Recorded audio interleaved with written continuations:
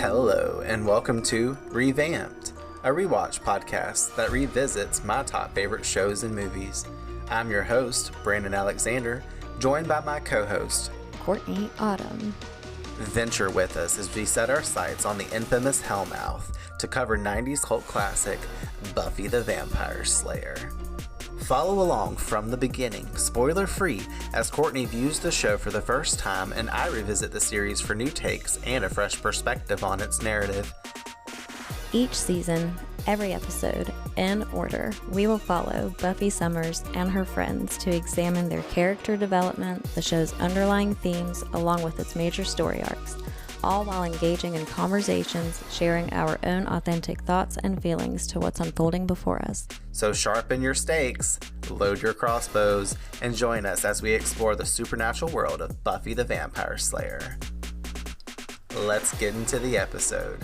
Welcome back, everybody, for the next part of our two-parter episode. Today we're going to be doing Buffy the Vampire Slayer Season 2, Episode 10, What's My Line, Part 2. Aired originally November 24th, 1997, written by Marty Noxon, by herself this time, and directed by David Semel. Concluding our two-part story, immediately following the events of What's My Line Part 1, we found out after Buffy's brief death at the hands of the Master, the Slayer powers have activated the next in line, Kendra, who arrives in Sunnydale under the pretense that a very dark power is about to rise. Meanwhile, the gang discovers that the key to restoring Drusilla to full strength lies in the transference of power that occurs after Angel, her sire, is killed, and who they now have in their possession. Buffy and Kendra must work together to thwart Spike's ritual and save Angel. Well done, mate. Well, we concluded part 2 together, and we watched it together, and I know you said you went back and rewatched it, but what are your thoughts taking away from the whole arc, the whole journey throughout both episodes? Obviously, we left off on the cliffhanger last episode, and we were like, who is Kendra? What is Kendra? Why is Kendra? And now you know all the bits, all the pieces, and you've seen everything else that's happened in the episode. What do you think? Both episodes combined really just kind of threw me for a loop in a lot of different ways, I'll say, from Cordy to Xander to Kendra, which is like the biggest one, because I feel like we took some time to really digest that. At least I did as a new viewer. I was like, what the fuck? Who the fuck? Why the fuck? Like you said. And yeah, I really loved the element of like suspense, the plot twists. I liked all of the comedy that was thrown in. Overall, it was just like super entertaining, a good, like you said, story arc, a good transition in the show to back to the Spike journey and the Drusilla journey, which I'm honestly ready for that journey to end because Drusilla just gives me the wigs at this point. So You asked me last time, and I didn't really want to give it. I don't know. I feel like I was holding out on everybody a little bit last episode because I knew I could seal it up really nicely in this episode because I didn't want to keep dipping back and forth from part 1 to part 2. And, you know, we probably should have just done a big old collective episode for the whole thing. And just That's split through it, hard to do. I wanted to cliffhang people though, so you know, since that's what they like to do. But I remember the feeling of this reveal and how excited I was that there was another Slayer on the show and how Buffy's moment with the Master triggered this event, because in my original run through, I had forgotten really that was even a thing, because we're like, oh, Buffy died, but maybe it was like null and void because of the fact that it was like, you know, 2 seconds of death and then she was right back. So maybe there wasn't that longevity. She wasn't dead long enough. Yeah, exactly. But the thing that I love and what it does for the show moving forward is like just the concept that Buffy is an anomaly at this point. She's one of the first Slayers we've heard of that lives a semi-normal life and at least pushes to strive to have one, you know, alongside being the chosen one, because she still actively does that duty, whether she bitches about it or not. But this brings in the fact that not a single Slayer has died and then came back from the dead. That's why I call it an anomaly, because this is the first time this has ever happened. It's unprecedented. That's why Giles is like, I'm, you know, flummoxed by this. Like, what? How is this happening? Overall, it makes it something special because Buffy herself is rather special, and she still chooses to fight and live the destiny of the chosen one, even though technically she could leave it behind her. Other things that I liked about the episode, though, like as a Angel guy, this episode hits all the marks because we haven't seen Angel in the hot seat of danger yet at all, and his and Buffy's love, we touched base on it last episode a little bit too, but it's just grown so much, and her love for him in general is just like immense at this point. But all the elements from last episode remain present within this one. We still have the order that we are dealing with because we haven't cleared anything up except the, foggy, fucked up ice skate guy. Spike and Drew in this episode is pretty interesting too. Like the fact that we got double Slayers fighting. This one to me feels like it's more fast paced because the last episode was very spread out and it was trying to build so much and set up a lot. Whereas this one, once it starts rolling, like right from where we left off last episode, it just continuates throughout. It doesn't let you stop. You don't have a second to digest the scene that you just left from because you're already getting immersed in the next one and like what's happening, whatever. You get what I'm saying?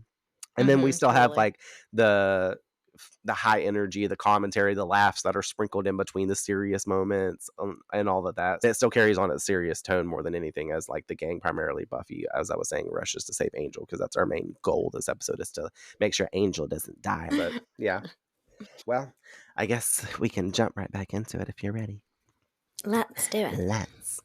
The episode opens right back in Angel's apartment. Buffy and Kendra, still in the Slayer fighting stance, are in a standoff, both visibly out of breath. Buffy suggests this woman reiterate herself one more time, "You're the who?"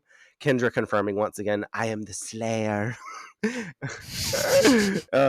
this would sound like a nice cover story if she tried it on someone who wasn't already the real Slayer. We're thinking she's legit because she's over here sounding like Giles going off about the Slayer lore to state, "This is nonsense. There is but one, and I am she."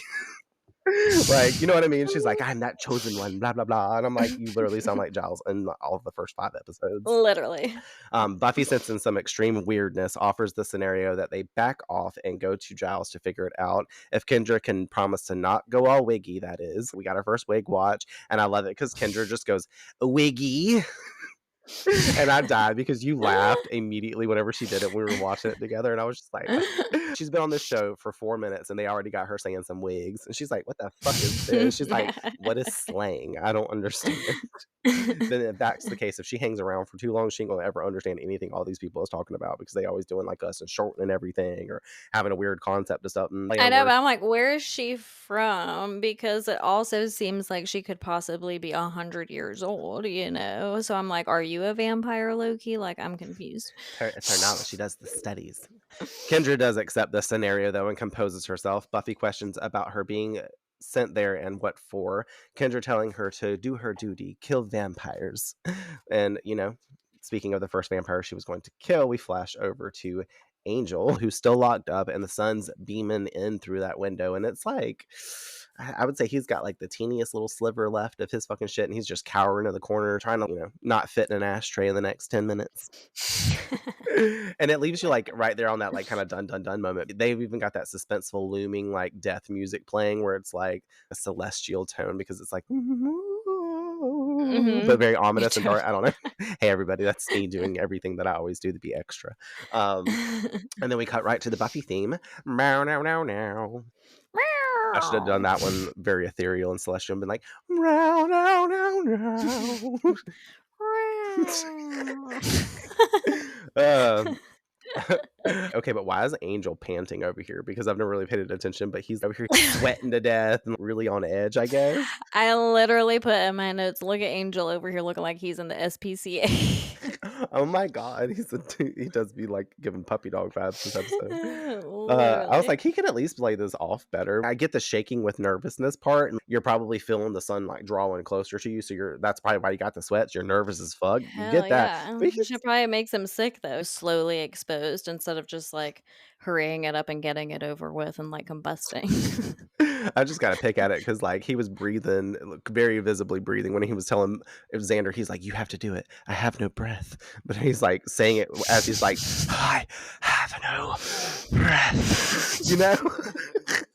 Shit was funny. It is a good point though, because I'm like, literally later on, Drusilla's just like pouring gallons of holy water on you, and you're not even that exasperated from that, but you're over here just crouched in the corner in the fetal position. Like, what's going on, Angel? We open him back up, and in the library, we see some explanations have started to unfold, and Giles is confirming that he does know of Kendra's real non-fictional watcher, Mr. Zabuto. Giles asks her name, and she replies that she's the vampire slayer, and Buffy smarts off to her to say, "We understand that, honey. He means your name." Buffy on point with her fucking sarcasm this episode too with Kendra. At first, them motherfuckers are like, they're just butting heads. And this accent too, she goes, "They call me Kendra, sir."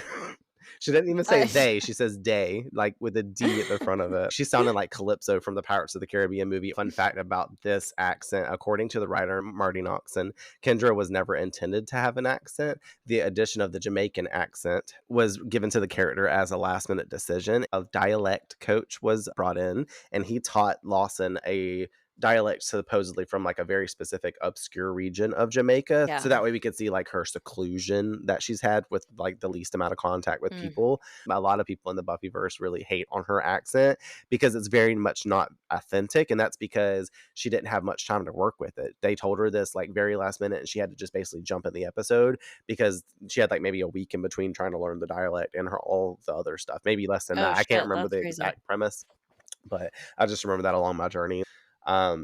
But Giles is very confused at this misunderstanding as Willow enters the library and Kendra just walks over to her, cutting her off, and she's like, "Identify yourself." I was like, damn, she ready to like pop everybody that's around because she does it to everybody. She's like, I'm in charge. I am the Slayer. I am the chosen one.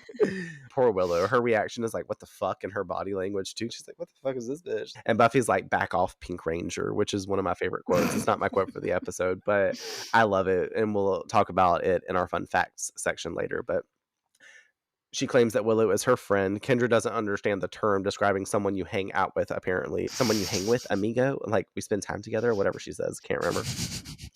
Giles having to explain Buffy's situation to Kendra and how some know of her identity, and they spend time together socially. And I guess Kendra kind of knows that a little bit, but also is still hella confused on the fact that he allows this, calling him sir after every statement as well. I noticed that. She's like, and you allowed this, sir. One thing we can say about Kendra is she commands and gives respect because of the fact that she says sir after, even like with Xander later, which we'll get there when we get there, but that shit was funny. She also reminds him, the Slayer must work in secret, sir. I sound like an Irish person, which actually people say that her dialect goes in between like that region that she's from to Irish and then something else. I was gonna say it's almost like a mashup of Irish and Jamaican. You can hear it a little bit. Like, I don't know. It's a weird flair. She's like a Jamaican leprechaun. She's not the Slayer. She's the lepra slayer. She slays the leprechauns. That makes me think of Up the Buff Pod. They're like two Irish guys that do a Buffy podcast, and I listen to them a little bit. I interact with one of the dudes on Instagram a lot, and he's really funny, and I like it. He's got this mustache that's super cute, and him and his co-host are just like hilarious with their dialogue. I don't even know how they get through the Buffy episodes because they're always on tangents, and all half the time they post on their page is all the content of their bullshit like bloopers in between, and it's just really funny. Anyways, hey, he listens. Shout out. Where was I? We're talking about some fucking Irish accents. It's from Ireland. Top of the morning to you. He's gonna be like, bro. But how are you so good at accents? Like, I feel like I could say any culture and be like, give me a Chinese accent, and you could do it. I'd be like, give me a German accent, give me a Jamaican accent, give me an Irish accent. Okay, well, we should probably actually talk about Buffy the Vampire Slayer. Anyway, I remember where I was now. She reminds him that the Slayer must work in secret.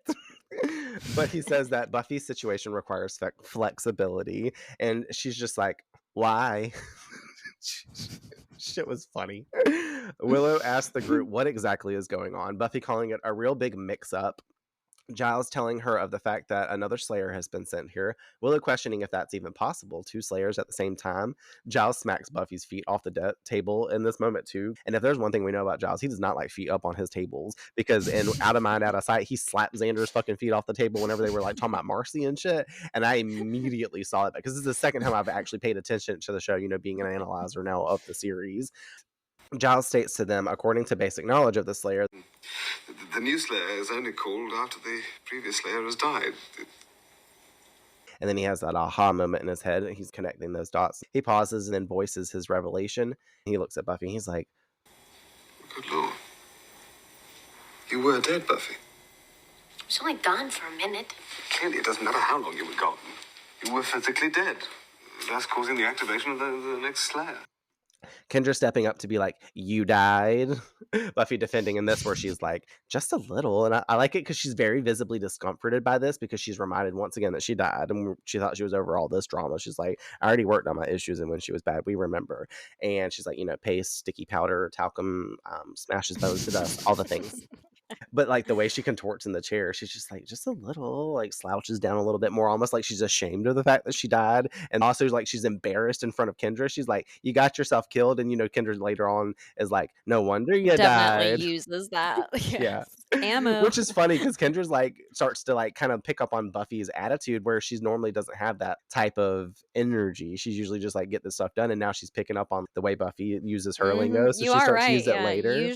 Usually she doesn't have someone around that's psychoanalyzing her because she's always around people that are already used to her stuff. So She yeah, does I it get a couple of times this episode too. We'll talk about the other one later. She does. Giles informs Kendra she drowned and was revived. Willow is fascinated. There really are two of them. And this all really has Giles flummoxed, and Buffy sees no cause for concern. It's a mistake, so they can send her on her way. Turning to Kendra to say, Look, no offense, I really don't mean this personally, but I'm not dead. And frankly, having you around creeps me out just a little bit. AKA time to fuck off. Because really, she like gets up and like stands right in front of her, and she's like, you can leave now.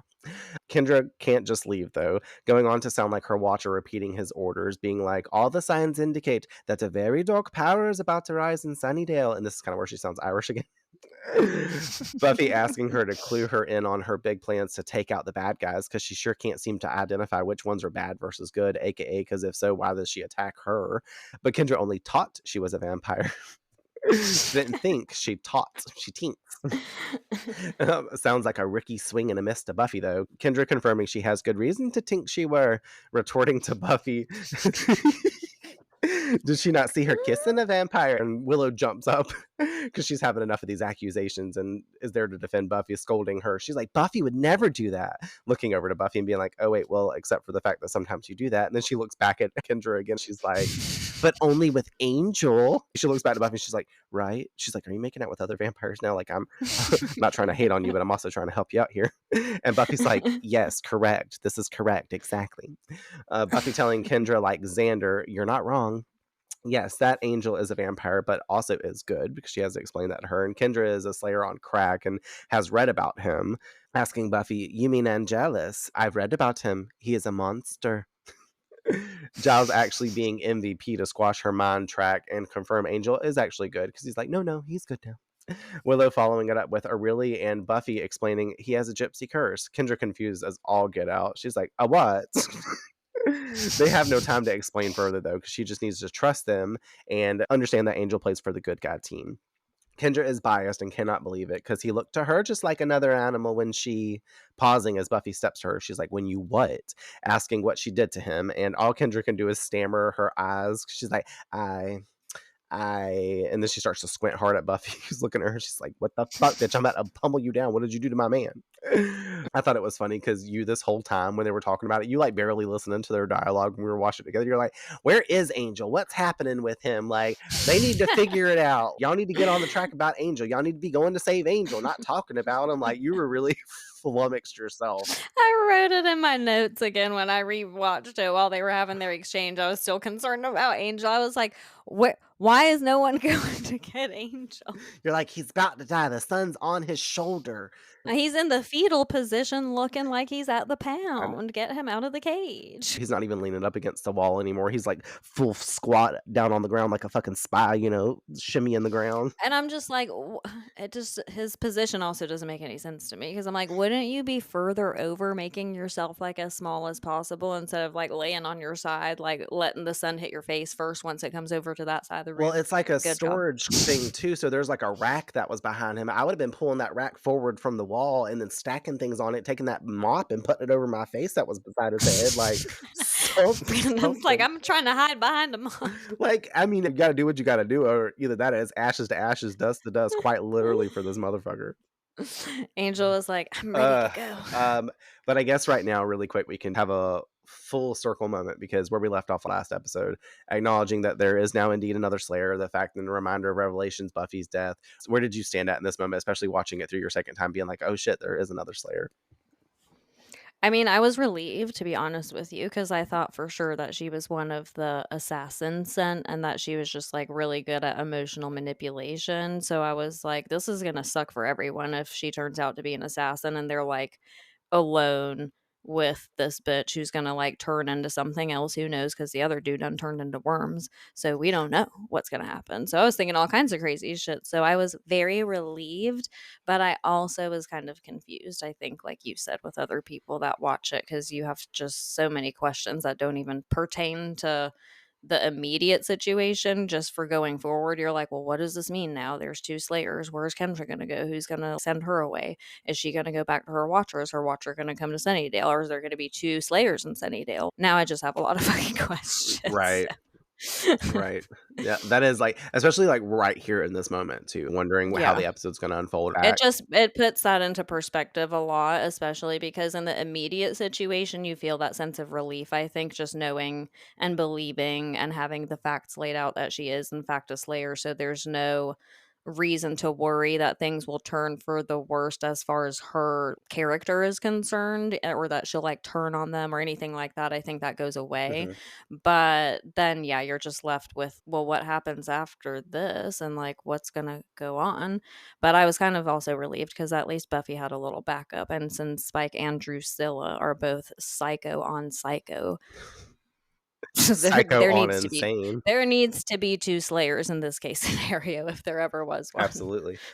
Which I'm glad you just touched base on that, because my next question was gonna be like, do you think it's cool that like there's another Slayer in the world now? I think it's really cool, just because like if we ever have some big bad thing happening, like one, we got another person out in the world taking care of other shit, so Buffy doesn't have to really worry about, like, especially somebody like Kendra that's like hyper focused and able to just like really fully immerse herself in the Slayer stuff, whereas Buffy like has to hide stuff from Joyce or has to hide stuff from Snyder or something. So if Buffy can't do something, they could be like, hey Kendra, we need to get you to come back to Sunnydale and deal with this problem. Buffy's over here, she's got final exams next week. You know, It's her prom she night. keeps breaking her number 2 pencil in the desk when she goes to write her name, you know, like stuff like that. Back to Angel though, we flash back over to him, who is looking clammy and weak, moments away from incinerating, honestly. But don't worry, Willie is here to help him out by dragging him out of the cage. Thank goodness.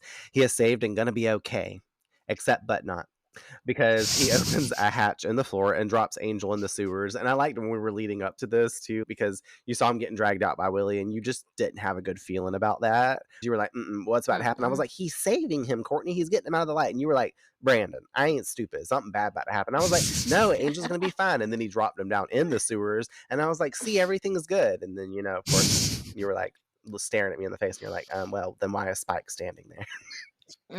Hopping down obviously into the sewers after Angel, and then obviously we see Spike step out from the shadows with the other vampires that he's got his back up, and starts to pay Willie some cash for this deal and trade that they're doing, but not before slapping him in the face to say he better keep his mouth shut about this shit. But Willie's not going to say anything. He's got this. He said, there's no need to worry. Wild horses couldn't even drag it out of me, which was a mention, obviously, of the song Wild Horses. And I love that you caught that thing too, because you were like, oh, and you just looked at me and I was like, it's like our song. Well, the vampires start to drag Angel off as Spike follows, and it's giving dinner and a movie vibes, because, you know, Willie's like curious as like what he's going to do with him. He's like, I'm thinking dinner and a movie. He's like, don't want to start things off too serious. And I'm like, ugh, gross, whatever. But we move over to Buffy's house, and here's that error, because you were like, ooh, 1313. I was like, that's wrong. Her address is 1630 Ravello Drive. There ain't no talking about no 1313. Why is this on the thing? But I guess the real house might be 1313, and they forgot to take the numbers down because they're dumb. I was like, I caught you, bitches. Anyways, inside, Cordelia is questioning this makeup guy, Norman, who she let in at the end of last episode, about the makeup choices. She's like, I'm a raisin girl, even if you wouldn't think so. And I thought it was funny that she said raisin. I was like, why does she always got something like Willow eating raisins? We got Inca Mummy raisin. She's like, I'm both a winter and a summer. And this guy looks at her, just states $9.99.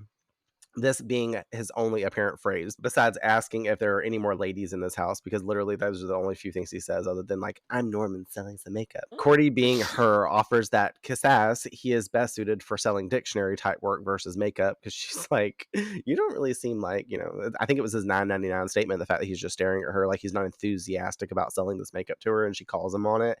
And then at that point she catches a worm crawling out of his sleeve, and she's getting hella creeped out as Xander appears to ask, who the fuck is this guy? Cordelia describing him as a salesman that was just leaving, the two catching a bug crawl across his face and into his ear. Ugh, like, this moment, just because it goes into his ear, what would you have done if like we had witnessed this and it happened before us? I'm like, I would have had him push this guy out of the house.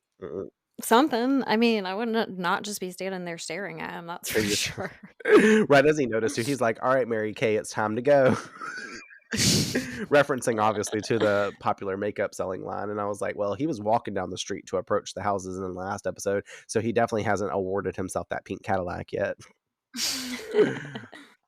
They see that this is a time to run as they start to do so. Norman exploding into a pile of bugs, like freaking, I would say a fairly decent CGI effect. It looked like a lot cooler than the worm crawling across his face, or, you know, the hand that was forming last episode to pick up his cup of tea or coffee or whatever the fuck he was drinking. This is real mealworms too. Whenever they fall to the floor, they just fall in a bunch of, like, a pallet. That's a practical effect. And I remember they said they had got like a couple thousand of them because they used them later on too. None of them were killed on set unless it might have accidentally stepped on, not the stepping on them that happens later. But they used fake ones or what when they were stuck in the goo later.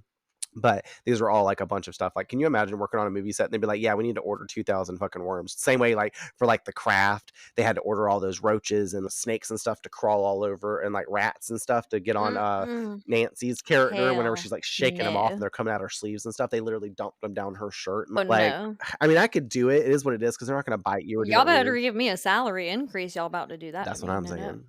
Where my stunt double at? Because I'm an eater. Apparently Norman's fast as fuck when he's in buggy form though, and I will say mealworms do not move fast because I feed them to my geckos and my tarantulas all the time. Like, that's their little snack, and I was like, what the fuck? Like, I don't really understand what's going on with Norman and how he can move that fast, but I guess that's his ability because he forms right back up and he's already like back to his normal self, standing at the back door in front of them, blocking their exit. And then they have to beeline it for Buffy's basement. Him starting to come into the cracks under the door because he's already disassembled back into his little buggy parts. And they rush to find something to plug up the crack. Cordelia finds some duct tape and doesn't do worms, so Xander has to do this. And he's like taping it shut, and I guess duct tape keeps worms out. Like, you would think if there's thousands of worms right there trying to push the door, they could get underneath that. But I guess Norman doesn't want to hurt himself. And obviously he wants to come back with all his fingers intact. Over at Willie's bar, Buffy kicks in the door to the back room, screaming out Angel's name, who they find is gone. Kendra confirming no ashes, though possibly fewing herself, as Buffy states that means she doesn't have to kill Kendra since Angel appears to be gone in a good way. She's like, no dust. When a vampire combusts, he leaves ashes. Willie spooks the girls in this moment too when he calls out the tension in the room. Kendra charging him to knock him to the ground, climbing onto him, getting ready to pummel him. And Buffy's just like, doesn't anyone just say hello where you come from? And she's like, this one is dirty. I can feel it. This one is dirty. I can feel it. I love that. Which I love it because she's sensing it and it's totally true. Buffy needs this girl to pondo their Percepto because she's like, calls her Percepto girl. I was like, AKA perception. I was like, she needs to ponder. You get it. They can't get answers from him if he's, say, unconscious, though, because, you know, Kendra's about to just jack his ass up. So Buffy decides to jack him up against the bar instead, like Angel did. Asking where Angel is, Willie claims, my buddy Angel? You think I'd let him fry? I saved him in the nick. He was about 5 minutes away from being a crispy critter. We love crispy critters. Buffy asks where he went, and he tells her underground to recoup. Buffy ponders him lying, but he swears, aka he's lying, and Kendra seems to not be feeling the negative vibes flowing from Willie anymore and suggests that he's alright and how they return to her watcher for further orders. Buffy saying she doesn't take orders, she does things her way, and Kendra snarking back at this point to be like, no wonder you died. The two leave as Willie calls out comments about them doing nude modeling too, and I remember telling you in the moment, I was like, Joss Whedon self-insert, like he went back and put this in the script. Like, I mean, sure, would I look at a magazine that featured light nudity between Sarah Michelle Gellar and Bianca Lawson? Of course I would. Would you not? You would. I know you would, because they're both hot. Little girl on girl scissoring action, like, why not see them scissor? I would watch it. But either way, I'm not going to be that person. You know, I would never say that to them. I would just think it. Yes, that is normal people. Exactly. You should have that filter between your head and your mouth. That's just like how I tell people to do with me. If you're going to talk shit about me, do it like a normal person and do it behind my back. This episode's a little unhinged. I like it. I'll call it What's My Unhinged Part 2. We'll call it. Here we go. Now it's definitely about to get unhinged and we start doing the we'll call it game in our fucking Buffy podcast. Our next scene finds Drusilla lounging away the day in bed. Daytime vibes for a vampire, you know? Spike arriving to awaken her softly as she speaks on the fact that she was dreaming of Paris and branding irons and worms in her baguettes. She's like, worms in my baguettes. She's like, there were worms. We know what worms she's talking about. Norman worms. Mm-hmm. He tells her that he's brought her something, her sire, dragging the one and only Angel in and tossing him to a corner, claiming all they need now is the full moon tonight, because tonight will be the night that he will die for you. You know? And he will die, and she will become fully restored to her black goddess self, ripe and wicked. I like his little quote there. Making out briefly as well as Angel watches their passion over being pleased with this decision. She asks if she can play with Angel for a while, and he agrees but tells her not to kill him, ripping Angel up off the ground at her request to bring him over to her as she tells Angel he's been a very bad daddy. And she like slaps him across the face. I had to slap my arm for the effect. What I called in my notes is giving him a warm-up slap across the face. Because she fucking full-on tortures his ass, like, Yeah. and then kind of gets literally. sexually enticed by him later too. She's like, I'm literally like, if vampires could get wet, I would be wet right now. Do vampires get wet? I wonder. They obviously have doubt it. sex, so I mean, I guess we'll see. Why lube was created. Oh my god. As the school day commences, Giles walks with Willow, Kendra, and Buffy, saying that he has spoken with her watcher, and their agreement is that she stays in Sunnydale to work with Buffy till this matter with Spike and Drusilla has been resolved.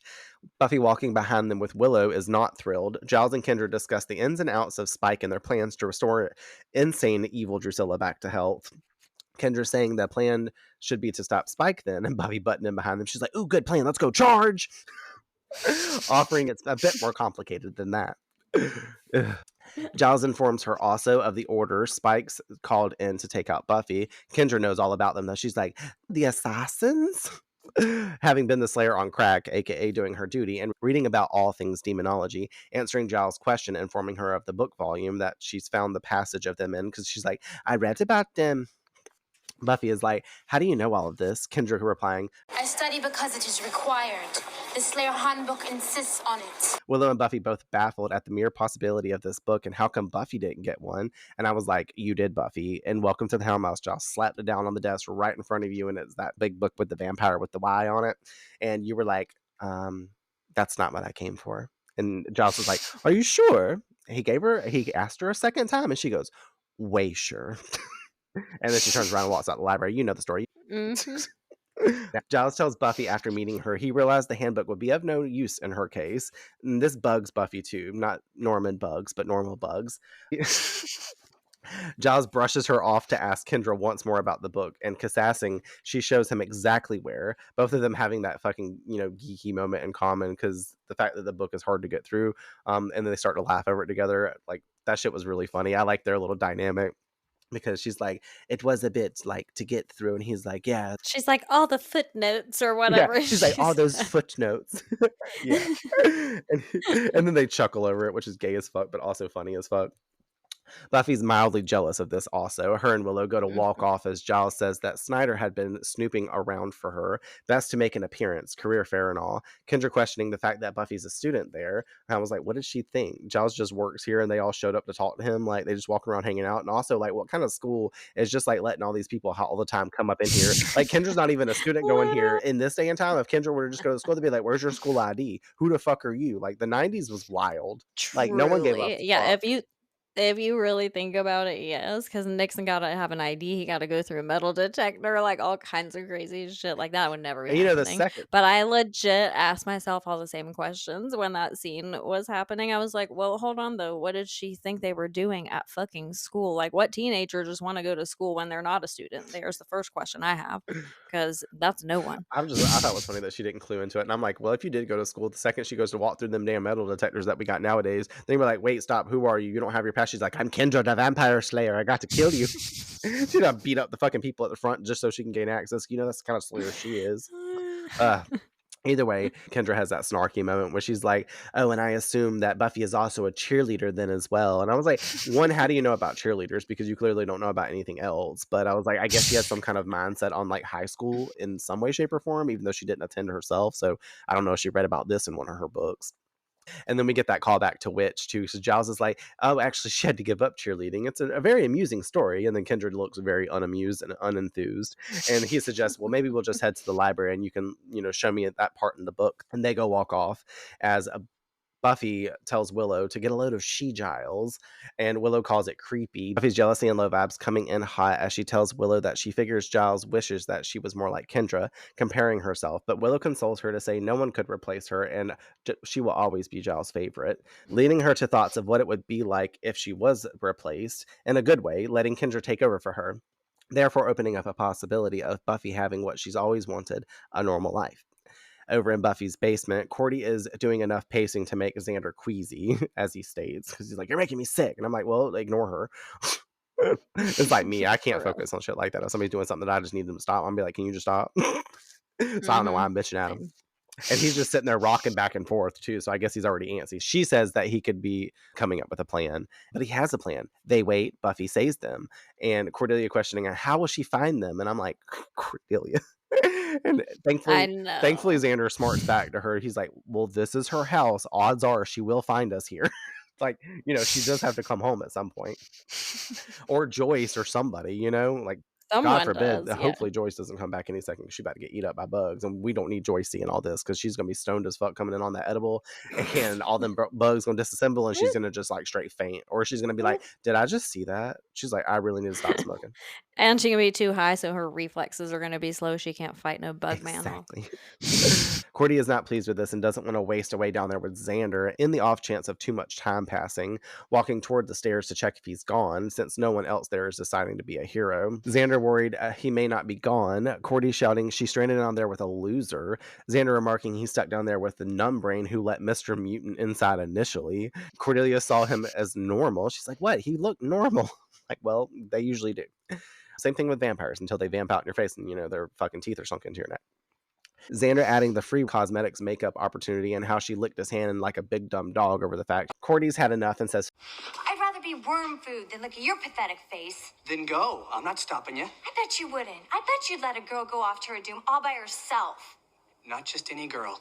You're special. I can't believe that I'm stuck spending what will probably be my last few moments on Earth here with you. Once again, the tension building more. Him saying, I hope these are my last moments. 3 more seconds with you and I'm gonna what? Coward. Moron. I hate you. I hate you. Then the two do what we possibly never expected, unless you paid attention to the build-up that's been foreshadowed all season, aka since the start of the series. They kiss. Took forever to get here. And it's a dramatic ass one too, because like we get the fucking sweep you off your feet music that's like classic as fuck.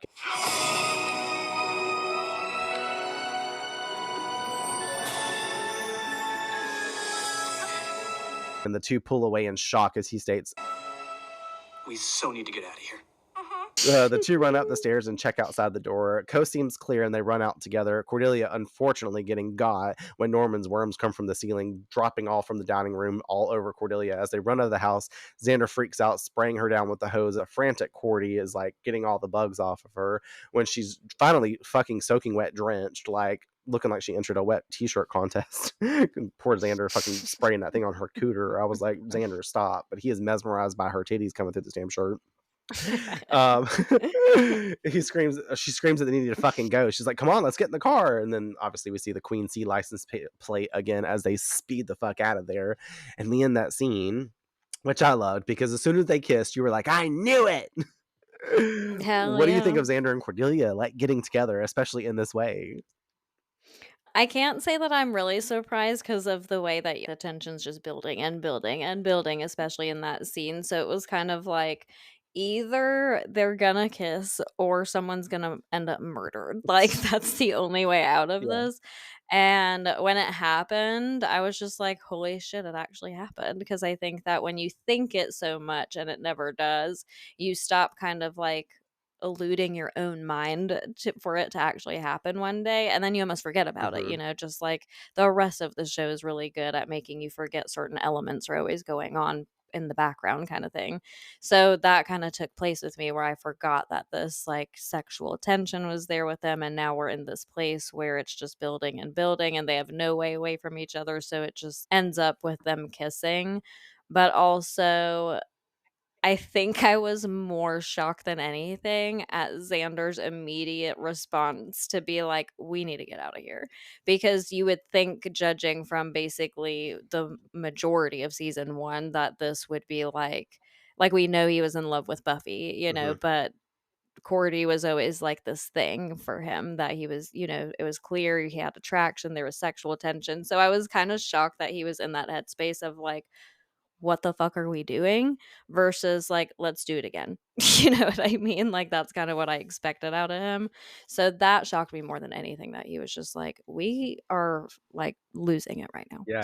No, he himself, just like everybody else's episode, aka Giles, he was flummoxed. And I think that that moment comes from him having, like, in Dark Age, he had that moment where he's like, 12 years of fucking dealing with you and I'm about to snap. Like he's dealt with Cordelia being a rude bitch to him his whole life, basically teasing him, picking on him. So Hmm. him and Willow have been this like team of opposition for Cordelia this whole time, because she's also got the brunt of Cordelia's negative vibes flowing all of life. Yeah, So they both are on like that I hate Cordelia team.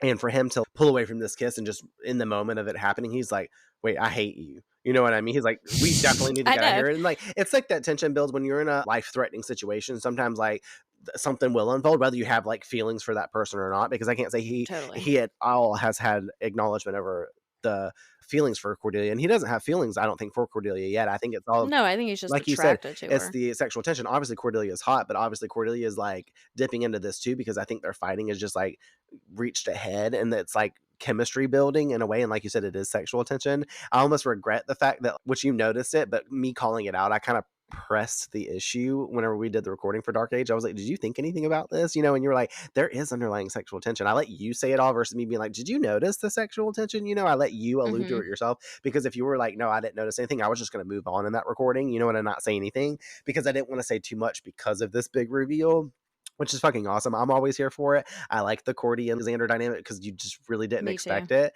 I wanted to like read in, and obviously usually for each episode I go read some reviews to see if there's anything cool that I can pull from. And my favorite always tends to be Shangel's reviews, and she wrote a little small paragraph. The Dark Age is the first episode that alluded to the chemistry between Xander and Cordelia. When you really think about it, though, it's been building for a long time. And then quotes, Joss Whedon has stated that it was all a big coincidence that Cordelia and Xander's history worked perfectly into their relationship.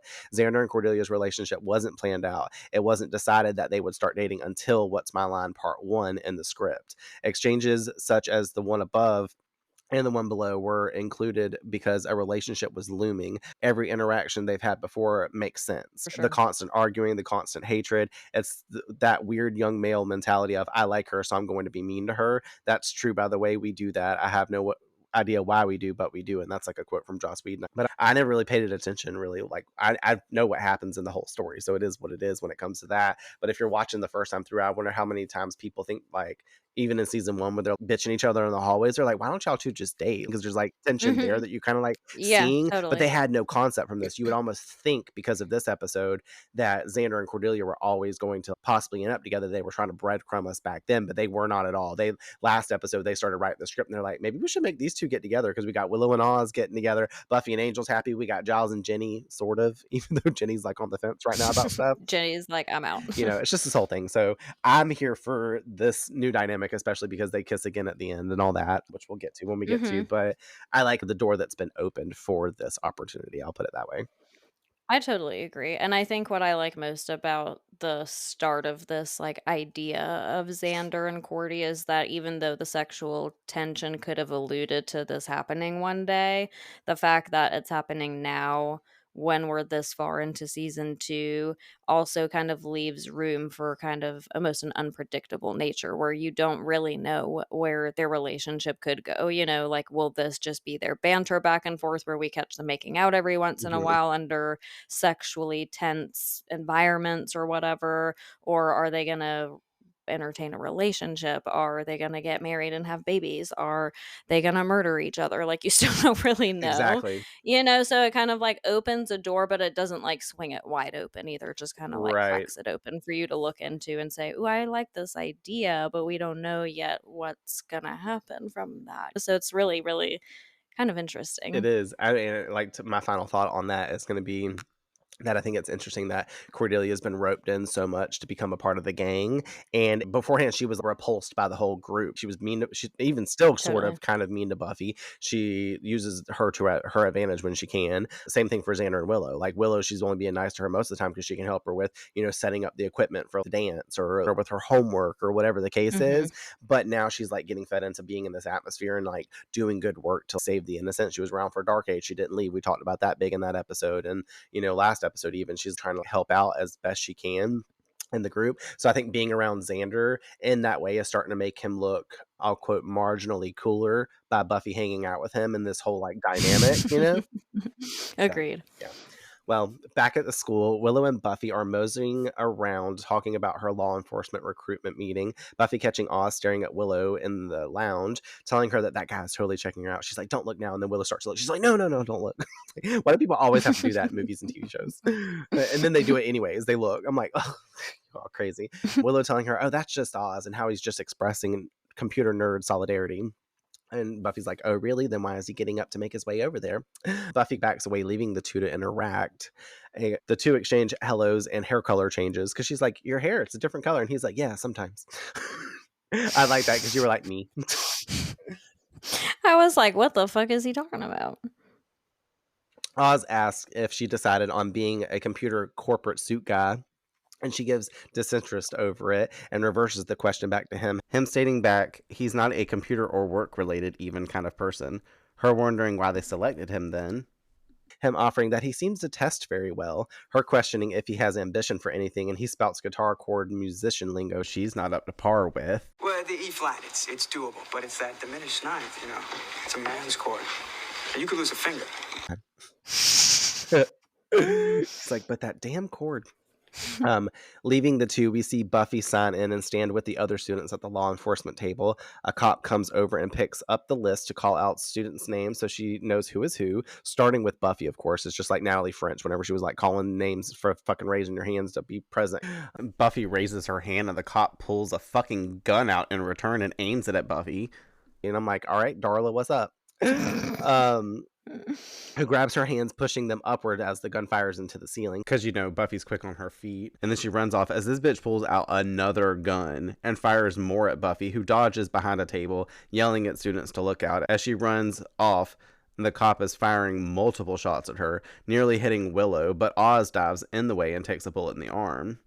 Students alarmed and in panic, the cop slowly makes her way to the pillar with Buffy standing behind it, but Buffy jumps out, her tackling the cop down and knocking the gun out of her hands. And then this bitch pulls out yet another gun out of her boot and aims it at Buffy.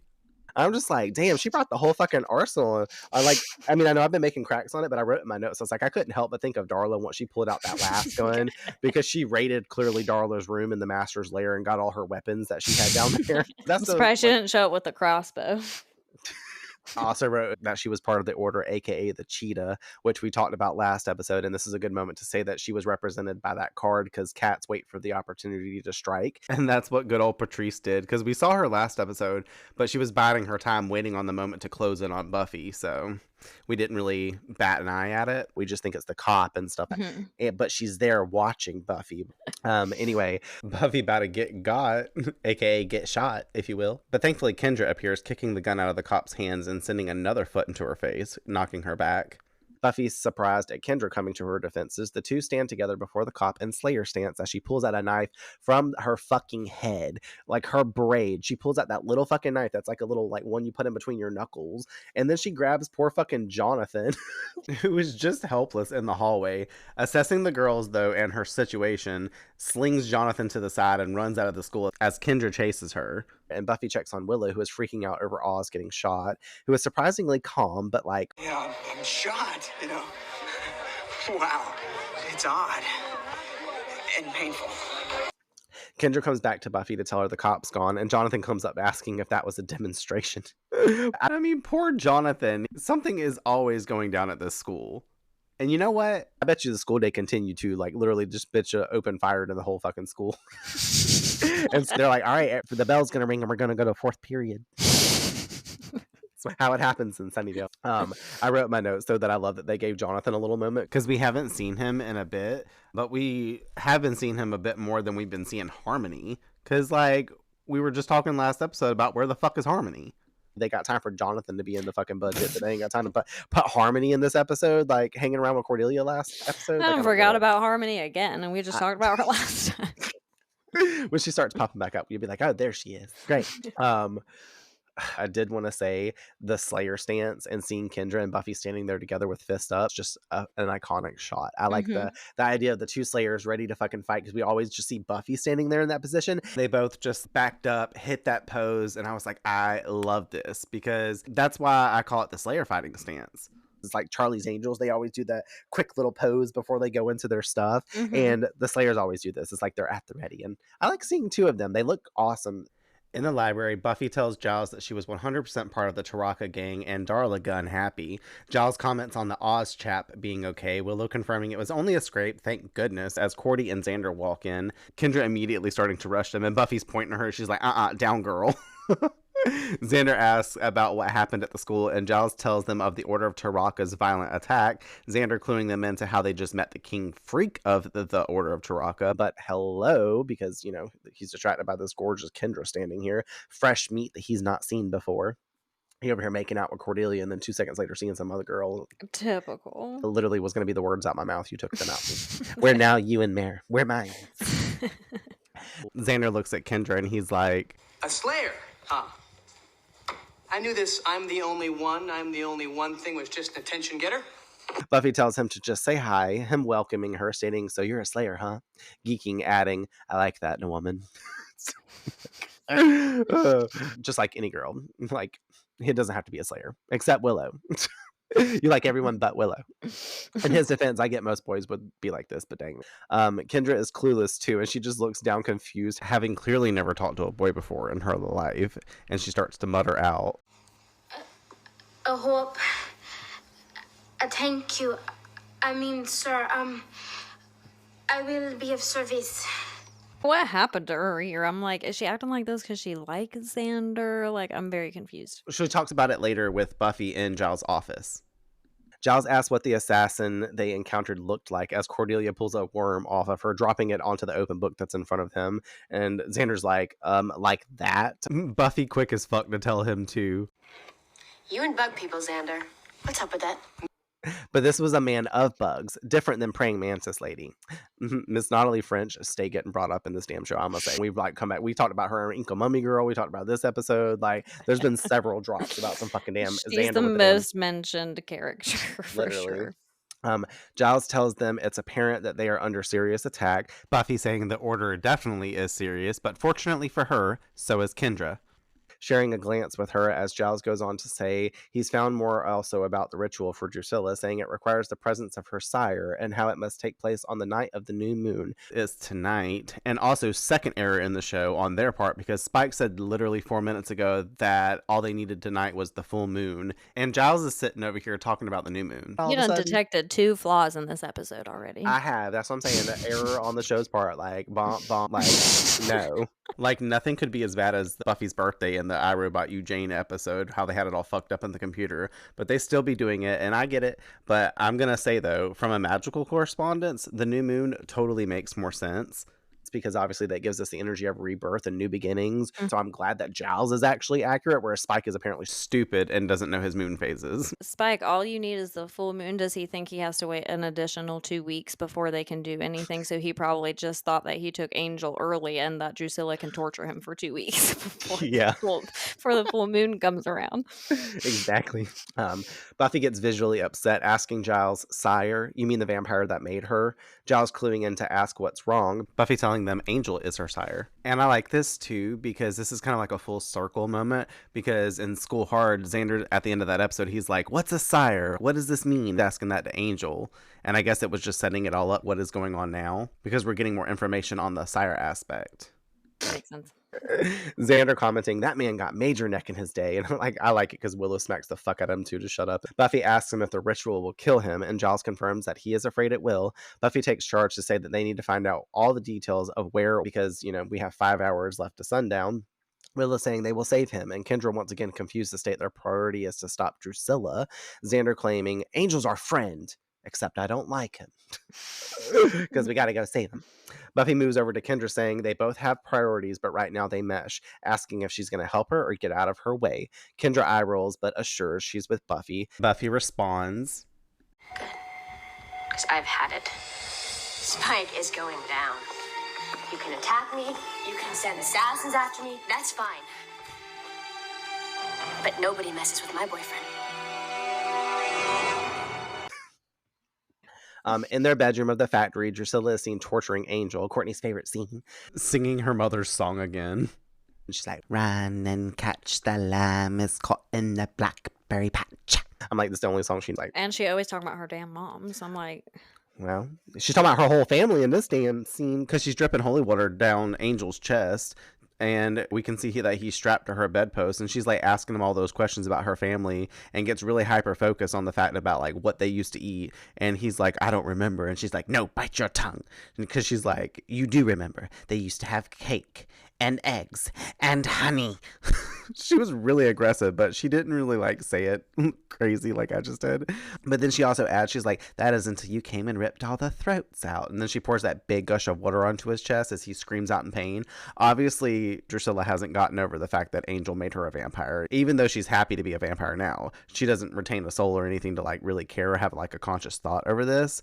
But I just like the fact that she remembers that he was so vicious and evil to her, and she feels like he needs to be punished for what he did, because she still remembers all the stuff that he did to torture her and put her through, and now she's finding a way to kind of like be sadistic in this nature now. But I wanted to point out also that this is a new version of David's acting that we haven't seen before. His ability to just kind of let himself go, it's honestly fucking brilliant. And it's interesting to see that like someone who has never acted before actually do this. As she pours that last gush on him, he just like screams out in agony. And like for roles like that, just like Sarah does, you have to fully immerse yourself like that this is what's really happening in this moment. Totally. And he does it really well. So I just like wanted to give kudos to David's like for the fact that this is his first acting job. I mean, for him to play this like this, never ever guessed that ever. Yeah, no doubt.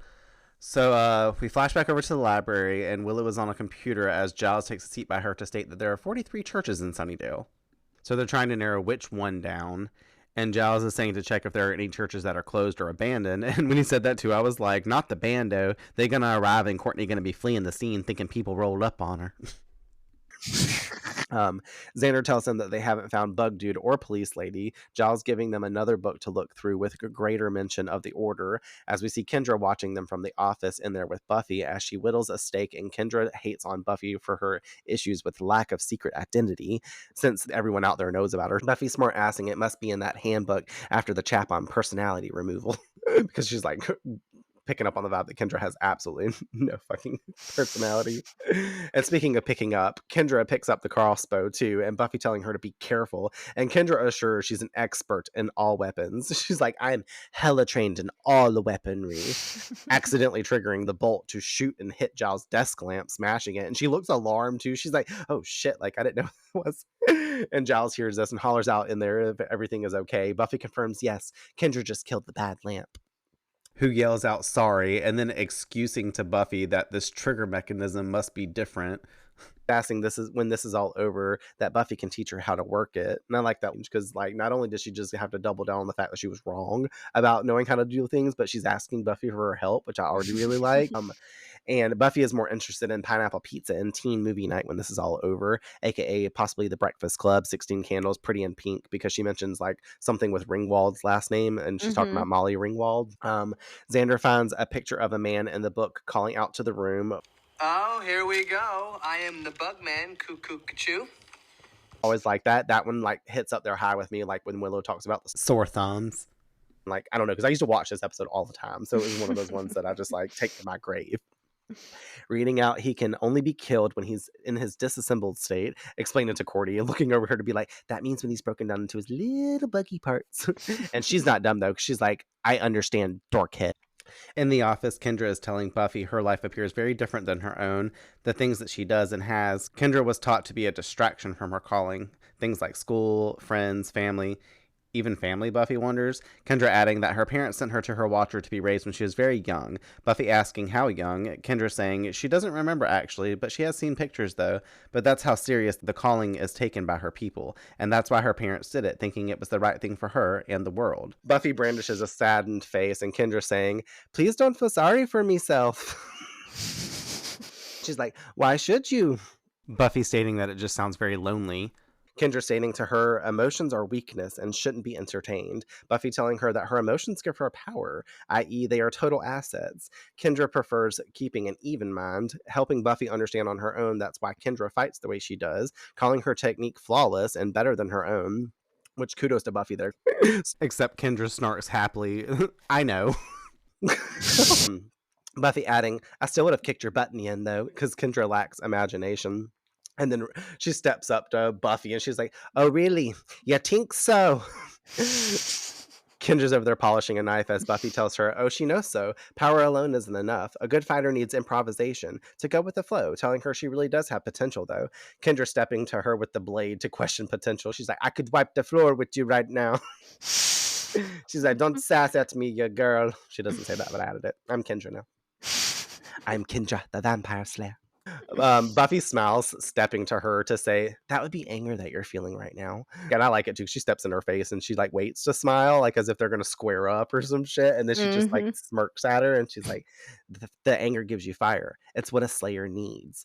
Xander interrupts the two to grab something that's in the room as Kendra goes back into submission awkwardly around boy mode, leaving in Buffy saying she guesses dating isn't a big thing with your watcher either. Kendra telling her that she is not permitted to speak with boys. Buffy adding, unless you're pummeling them, having the thought about the sleazoid in the bar and how he could probably give them some answers. The dialogue here is really funny too, because Kendra asks Buffy, You think he might help us? and Buffy replies, I think we might make him.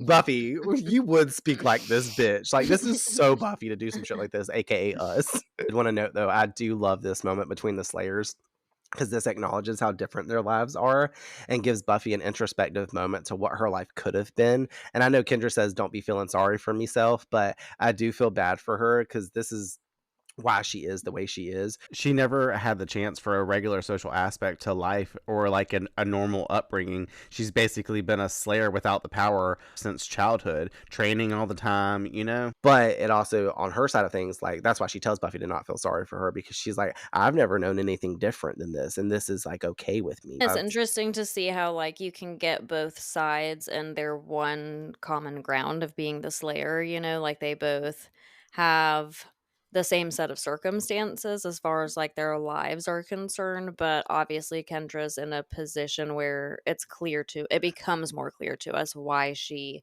takes it as seriously as she does, and it's really because it's the only thing she's ever been exposed to. Right. Buffy is at an advantage as a teenager, but at a disadvantage, I guess, as a slayer in a way, because she has the option and the exposure to both lives, whereas Kendra got sent off by her parents and she basically got thrown into this world at such a young age that she doesn't even remember her parents, which alludes us to believe that she doesn't really know much about what growing up is like as a regular kid, whereas Buffy does. She's kind of had that ordinary upbringing coupled with the fact that she is also the slayer. So I think that it kind of sets them apart in that way, in a more obvious way, because we get to understand more about Kendra. Now it makes sense why there is little things about her, like she doesn't know slang, you know, she doesn't understand why and how Buffy can be a student and have friends and have all these like social opportunities or dating or any of that, whereas I'm sure in Kendra's head those things have never really even like opened up as opportunities or possibilities, because she's only indebted to her watcher, who basically serves all roles in her life. That's her parent, he's her watcher, he's her guardian, he's all these things. So it's basically like the Slayer's the only thing she's ever known, and we get to see through Buffy how it is to know what reality is outside of that, and how knowing the two is kind of like, it makes the job harder because you want so desperately to be what Kendra basically isn't, you know what I mean? Because you Yeah. want to be a normal kid. You don't want to just have your life so predicted for you, and you're so indebted to this duty that you don't have this option to have both like Buffy does. So I really am more interested. I wish that we could get more like psychoanalysts on like where Kendra lies. Like, what does she think about how Buffy does everything, and how she gets to have both lives and she gets to kind of dip her toes into both of the worlds and not just be so all about living her life as the Slayer. And does she ever wonder that? Or will she leave this experience like wondering, well, what would Yeah. my life be like if I got to go to high school and if I got to date and if I got to have friends? I wonder how this changes things for both of them, kind of.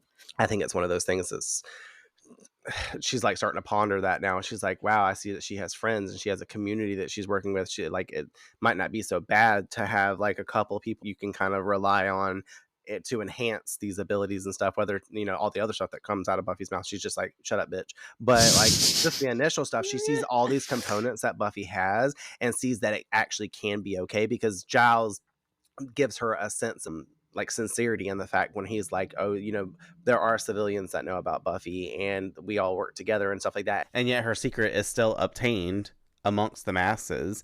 Like, no one knows about her. We can be selective in who does know because we know that we can trust them, and that's also another asset to Buffy along with all the other assets that she mentions. Yeah, totally. Leaving there, we go over to the factory again. Spike comes down there to stop the torture sesh because it's off to church for the lot of them, starting to untie Angel as Drusilla is over here remarking on the holy water marks that have made Angel's skin pretty colors. Spike saying that they will see him die soon enough and he's not much for the pre-show. Angel sarcasming to say that's too bad because Drusilla, as he recalls, likes that best. Spike questions what the fuck he means. Angel says to ask Drusilla. She knows what he means. And then he looks at her enticing and she looks at him back just as Enticed starts like blushing and she's like, shh. Angel tells her to let him talk to Spike, give her boy some pointers, like how she likes to be teased. He keeps on, even though Spike tells him to shut the fuck up, telling him that the way she's touching him in there, he can tell that she's not satisfied, and maybe they don't have the fire that he and Ju had. Obviously also alluding to the fact they were sexual back in the day, which I mean most vampires would. They'd probably just like, it's a free-for-all fuck fest whenever you're like an evil entity, no matter whether that means male on male action, woman on woman action. Like you don't have a physical conscious for orientation at that point, so you're probably just like whatever. And it's just like about that, like, I don't know, the spontaneity and the impulsive nature of being a vampire too. So like you fall into it, whatever. Yeah. Especially before Spike came along. But Spike, enraged, shouts out, that's enough, and breaks the wooden bedpost, pulling a stake to Angel's chest as Drusilla calls out, Spike, no! Spike taking a second to collect himself and catch what he's about to do, aka Angel's trying to get him to kill him so that way they can't perform the ritual. Spike quoting also about how the lions are onto him, baby. And I'm like, all right, we're talking about lions. What the fuck's going on? But he's onto him, and it's too bad. Looks like Angelus will have to go the hard way, along with the rest of this miserable town, as the two feverish really start to make out in front of Angel, because I guess, they got to make out at the end of every scene. I was like, go Angel in this scene, though, because he was willing to push Spike's buttons enough to enrage him and dust his ass to not only foil Spike and Drusilla's plans, but to keep that bitch weak and out of the way so that way Buffy could eventually still take them on. And I mean, honestly, in my opinion, I like it because Angel's not only a wise man, but he's a true champion, one who is willing to die for the cause. And I was like, we see you, Angel, because this is really good stuff right here. He's like, well, I mean, if I gotta die, it better be now, versus like what's gonna happen if he comes to power, because he knows how Drusilla was whenever he run the streets with her. Over at the bar, Buffy is jacking Willie up against the wall, who is saying he doesn't know where Angel is, but she wants to know if he's heard about the ritual. He isn't giving it up, though, and Kendra is over there, and she's like, just hit him, Buffy. And then Buffy was like, she likes to hit. But this does get him into check to say, be like, maybe I have heard something. I can take you there, though. He's like, I can't tell you, but I can show you. Buffy pulling him to lead the way. Kendra saying that they must go back to the Watcher so that way they can get further orders due to procedure. Buffy saying that they can't waste that kind of time. Angel could die by the time that happens. Kendra debating this is all that she cares about, saving her boyfriend, and how they can't stop the ritual alone. Buffy shouting out again, Angel could die. Kendra solely stating, he's a vampire. He should die. Buffy leaving with Willie as Kendra calls out that she's a fool, but good riddance. And she's like, good riddance, Din. Arriving at the church, Willie guides Buffy in, telling her, don't ever say your friend Willie don't come through in a pinch. As soon as they cut the corner too, Buffy is faced with vampires and the cop assassin Patrice. And Willie then says, Here you go. They say your friend Willie don't come through in a pinch. And I love that line because it's funny as fuck. Like, we got the vampires, the bug man, Patrice chilling there, and they're all blocking her. And I was like, I like the double crossed energy that he plays here, but I also like how he uses that line for Buffy because he's helping her out, But he is also helping them out. because he's a fucking little weasel. Little weasel Willie. We're gonna call him I hate him. WW. Me too. Later we see Spike starting the ritual, moving down the church strip between the altar pews, evoking ritual space. And I was like, I bet that's frankincense burning in there because it sets up the best ritual space. He arrives at the stage demanding a deity bring their black medicine to restore their most impious murderous child, who is tied up to Angel, bonded together. Spike pulls out the cross they stole from Ďulách's tomb, removing a piece of it to reveal a blade from within it. Spike speaking the final words to his incantation, grabbing a hand from each of Spike and Drew, interlocking them, and then stabbing the dagger through. From the blood of the sire, she is risen. From the blood of the sire, she shall rise again.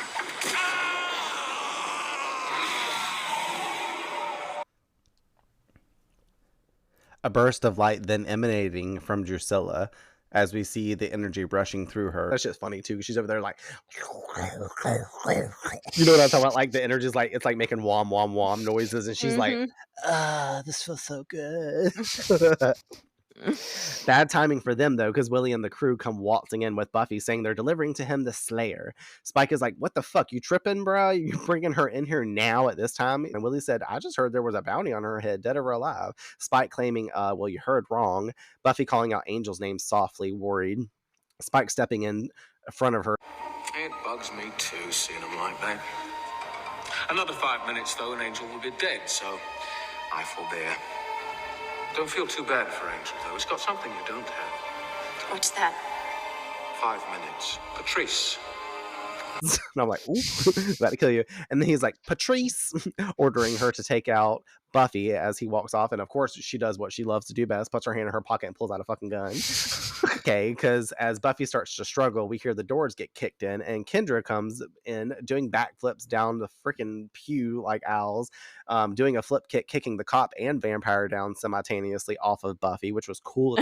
Why are you doing backflips? They had to make her look extra as fuck because she's the second Slayer. But I was like, you could have just ran up and pushed them off of them because you got some strength. You didn't have to do all the backflips beforehand, but She had to make it clear that she's the Slayer. She's like, no one can do aerobics like this. she's like, I want everybody to know I make a better entrance than Buffy. She goes, I am but one, and I am she. Since Buffy is free, the girls run over to Spike, fist up, and he's like, What the hell is this? and Buffy tells him, It's your lucky day, Spike. Kendra grabbing him and punching him, saying, 2 Slayers. as Buffy deals a punch to him, saying, No waiting. backing away, leaving Kendra to duel with Spike as she takes on the cop lady. A vampire about to pounce on Buffy when we see a crossbow bolt come from behind him into his chest, him falling to dust on the floor for an off-screen slay, peering up to show Giles wielding the crossbow with Xander and Willow behind him. Backup has arrived. Cool fucking moment too, because Giles just fucking slayed that vampire on the first shot. Remember, he was like, all right, let's move on to the crossbow. Buffy goes in on the cop while Kendra goes in on Spike. Giles and Willow is dually taking out that vampire on their own. Willow leaping on his back too to help Giles. I was like, oh, Willow is so brave, because she just like gets on his back, and I was like, Willow, you need to calm down before you get slung off this vampire.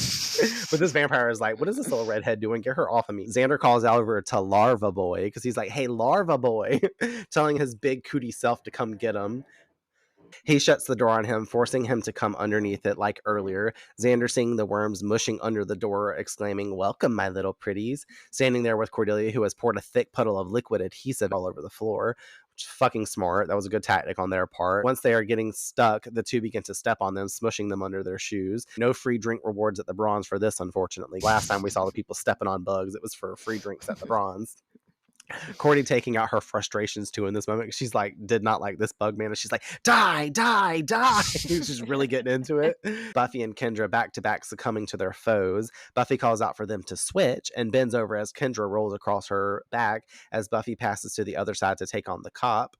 Spike looks at Buffy stating, I'd rather be fighting you anyway. And Buffy confirms that the feeling is mutual and starts to kick his ass. He gets some licks in, but not before Buffy literally slings his ass all the way across the room, sending him into a wall. wall. She just fucking yagas him across the room. Why are you still fucking with Buffy at this point?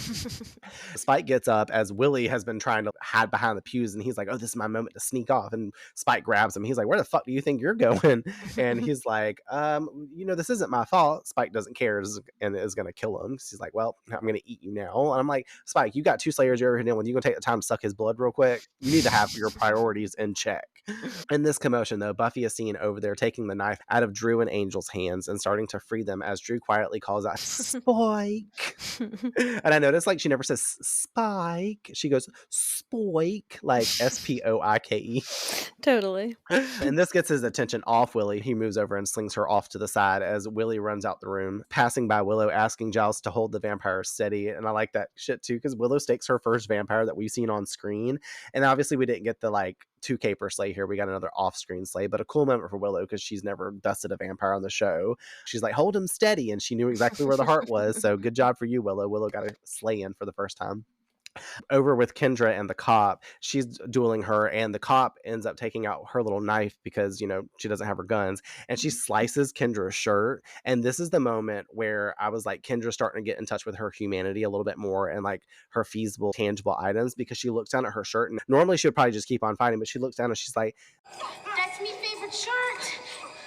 That's me only shirt.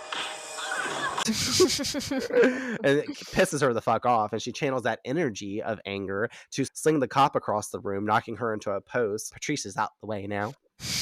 She runs over to join Giles and the gang as Spike tosses a torch onto the pews as they start to catch fire, keeping them at bay. He unties Drusilla, telling her sorry, but they've got to go, and how he hopes that was enough, carrying her towards the exit doors. But, Buffy's smart and picks up that incense holder that he was using earlier and slings it at Spike, knocking him in the back of the head, knocking him into the organs that are there, causing them to collapse, and the whole display breaking down and crashing onto him and Drusilla underneath them now. Then Buffy, she's like, I'm good. And yes, you are, Buffy.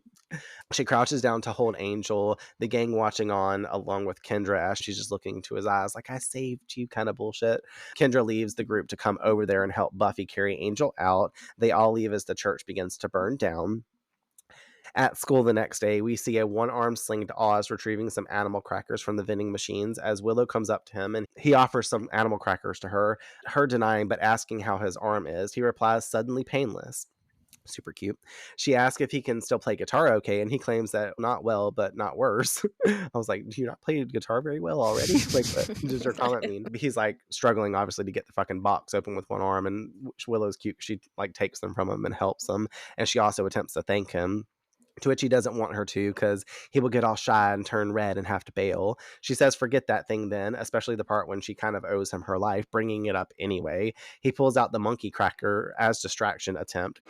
Monkey. And he has a little hat and little pants. She's like, no, but I want to thank you. And he's like, no, we can't have that. Let's talk about the monkey some more. And whenever she cracks the smile at him, he makes the comment, you have the sweetest smile that I've ever seen. I love it because this makes her smile even more. And I gush over this moment every single time because Willow's face is so innocent and happy. Like she immediately realizes this boy likes me and he is genuine. She's never felt this vibe before, and they walk off together and he continues about this animal cracker's fucking pants. Do the other cookie animals feel sort of ripped like is the hippo going, hey man, where are my pants? I have my hippo dignity. And the monkeys just, I mock you with my monkey pants. And then it's a big coup in the zoo. Courtney, did you know all monkeys are French? This is a great start to their budding relationship. Like he took a bullet for her. He's giving her compliments and saying that his smile makes him like weak in the knees, all the things. Like, I love this. Elsewhere in the school, their relationship isn't the only romance that's budding. We find Cordy and Xander in the halls as he approaches her to say that they should talk. I love this too because we see her walking down the hallway and then she like sees something and we don't know what it is and she turns around to avoid it. Xander comes running up. She was trying to like deliberately go the opposite way of his ass. She's like, we don't need to talk. But he pulls her over into an empty class because they are going to talk.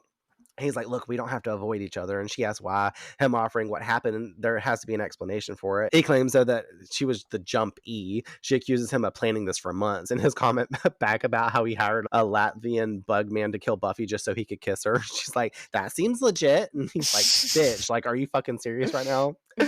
The two start to argue more, spatting shit at each other, just like last time, ending on it's erased, never happening. Good, good, good, back and forth to each other. And then obviously they clash into each other once again, making out because the fucking tension is built through the roof. And I love this too, because once again, you're like, I knew it. You're like, I knew they were going to kiss again. And they did. And now we have this to look forward to, because apparently every single time they fucking argue, they're gonna have that fucking crashing of the theatrical music and the fucking makeout sesh. I'm like, oh my god. But now we must arrive at our ending scene. Outside the front of the school, career week has come to a close, and Buffy walks outside with Kendra, who is sporting one of Buffy's tops and thanking her for the shirt. That looks better on Buffy, in her opinion. She's like, that looks better on, well, me. Buffy goes over the plane ride home and how she's supposed to get in her seat, not the cargo hold. They arrive at the taxi waiting for Kendra, and Buffy finds the words to say thanks to her for helping her save Angel. And Kendra replies, I'm not telling my watcher about that. It is too strange that a slayer loves a vampire. Buffy understands, and Kendra says that he is pretty cute, though. Oh, this bitch thinks Angel's cute. I was like, we all do, bitch. Like, hair flip. Tongue out. Buffy retorts, well, then maybe they won't fire me for dating him. Kendra cuts her off to tell her that she's always doing that. Buffy questions, what? And Kendra explains, You talk about saying like it's a job. It's not. It's who you are. Did you get that from your handbook? From you. I guess it's something I really can't fight. I'm a freak. Not the only freak. Not anymore. she motions as if to hug Kendra, who stops to say, I don't hug. And me and you died over this. Like, you laughed so hard and I thought it was funny. And Buffy's like, right, good. No, I hate hugs. I wasn't about to hug you. I was actually just like about to turn and walk away. We watch Kendra get in her cab and leave as Buffy waves goodbye. And if this were any other town than Sunnydale, we would end on a great sweet note, but we're not gonna, because we flash over to the charred remains of the church. We pass by Spike's hand twitching under the rubble as he is passed out. Drusilla in vamp face stands over him and tells him, don't worry, dear heart, picking him up by the arm, hoisting his body into the air, draping him into her arms, carrying him out bride style, telling him that she'll see that he gets strong again, like her. And just walks out of the church carrying Spike down the burned aisles, and we fade to black, and here endeth the episode. It's like, gotta leave us on another sort of cliffhanger. Shit's intense. A little bit. And in this area of the tarot spread I mentioned in the last episode where we were dissecting it, the Three of Swords reversed stands for being on the path of recovery and turning point in the healing process. And now Drusilla is restored and back to her full power. So the ending of her reading was hella fucking accurate. I'm going to need her to do my reading next. I know, right? All right, final thoughts for me. The fight sequence at the end, two Slayers fighting, I fucking love this shit. I could get used to seeing it, and it's kind of sad that Kendra left in the end, because I was like, well, maybe now, you know, moving forward in the show, there'll be two Slayers in it, and it'll be Buffy and Kendra, the vampire slayers. But it's not, because the show's about Buffy, so Kendra got to get the fuck out of here. But at least we have her. And I like it too, because in the fight sequence, they're playing off each other, like that move where they rolled across each other's back. Super dope choreography that was going on. Very well done. I also think it's funny when they use the line when Spike asks who Kendra is and they say two Slayers, no waiting. Spike's probably like, what the fuck? And it's funny because obviously he doesn't have time to really rationalize this and understand why there'd be two Slayers. I don't even know if he knows like the full lore of the Slayers, but I do know the fact that he's killed two Slayers in the past, and now he's got two up in here kicking his ass at the same time. So I was like, this is karma, because he's always bragging and gassing it up that he has killed two, and I was like, well, now karma's about to get caught up to him, because he's about to get his ass killed by two Slayers at once instead of like just the one, you know? Not to mention, Buffy takes him out yet again in the end. So Spike really should just give up on fucking with her at this point, in my opinion. But I like Buffy and Kendra initially shared an antagonistic relationship in the beginning of the episode. They were kind of button heads. But when they had the chance to emphasize with each other's lifestyle, Kendra helped Buffy realize that being a Slayer was not a burden. And Buffy helped Kendra to learn to connect to her emotions and play that in with her fighting style. And if anything, now Kendra has a friend in her life now. And I love that for Kendra, because their dynamic is completely different by the episode's end. I like the push forward in this episode to reiterate in the beginning, like Buffy's care and relationship and the dynamic that she has with Angel. Everyone is watching her race against the stakes for Angel more than anything this episode. And I know I said it in the beginning too, but Angel hasn't been in the hot seat of danger. Everybody else has basically been in danger. And I like how not only is he the damsel in distress in this arc, I like how his story intertwines with Drusilla and his past with her. And he has to be the one that like basically rises her back to power. It just makes sense. So I like how they created this story, because it was much needed, and it gave him a main role in the premise of this too, in bringing her back to full power. Speaking on pushing forward on relationships, though, we also get the introduction and immersion of both Willow and Xander having found people to date. Opposites attract, I guess, in the sense of Xander and Cordy, but I think that Willow has clearly met a guy who will not take her for granted and sees her for her finally, which is going to be nice. What are your final thoughts for What's My Line? Just like you said, I think that it was really interesting to kind of see the interplay between the two Slayers and how they seemingly learn something from each other, in a way that really didn't directly apply to what was happening in the heat of the moment, but more like the greater scheme of things. Kendra got to be exposed to a different way of being a Slayer, and Buffy obviously got it a little rubbed into her face about how actually like embracing the duty and doing your part as far as like really educating yourself, preparing yourself, and making sure that you are like the best Slayer going forward that you can be, how that really does affect both of their journeys differently. It's just like you said, Kendra can apply her emotions and not just logic to how she does things, to learn how to let that amplify and increase her skill set and not take away from it the way that she thinks. And Buffy can learn to maybe hone in a little bit more on taking this duty seriously in a way where she doesn't feel so reluctant to it, but also where she maybe has like a finer balance between the days where we see her struggle with her identity, and it's not so much about one or the other, and she can maybe embrace just doing both, especially because there are two Slayers now. Maybe knowing that will help her feel less alone in the fact of being understood or misunderstood, but also just in knowing that there's backup, and now all you got to do is send for this bitch, and Yeah, she'll come help you. So yeah, it's she's a really actually. interesting thing. And with the relationships, like you said too, they're all in this really weird place, but they're all at peaks, and they're different dynamics and different couples and stuff like that. But it is nice to see that finally someone kind of has someone else next to them, and it's not just like this teetering flow of Giles and Jenny drama or Buffy and Angel drama. Now we have finally everyone kind of has what seemingly is a partner. Yeah. If anything, the overall arc of this and everything leading up to with Spike and Drusilla just helped open up so many doors of possibility, Totally. like moving forward. So it'll be fun to continue on the series. Yeah.